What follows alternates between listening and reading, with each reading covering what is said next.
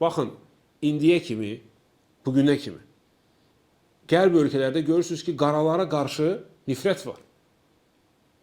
Düzdür, rasizm var.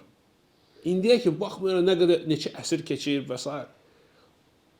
Bu bir 200, 100 il bundan qabaq, hətta 100 il, 100 ildən də az.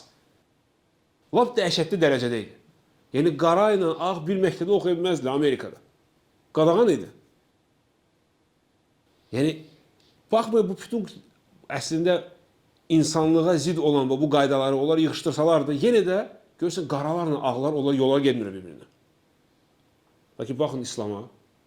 Yəni Peyğəmbər sallallahu əleyhi və səlləm 1500 il bundan qabaq o ki dövlət yaratdı, İslam dövləti.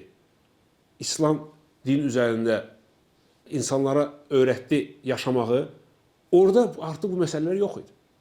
Ona görə Peyğəmbər sallallahu əleyhi və səlləm ən yaxın sahabelərdən biri Bilal idi. Həbəşi qara qul idi. Həbəşi qara qul idi və ona görə heç vaxt müsəlman ölkələrində bu yəni yanaşma yox idi. Rasizm yox idi. Ki filan kəs qaradır, filan kəs filan millətdən də yox. Ona görə görürsünüz ki, cürbəcür millətlərdən insanlar elminə görə, əxlaqına görə, hansı bir nailiyyətlərə görə hörmət qazanırdı.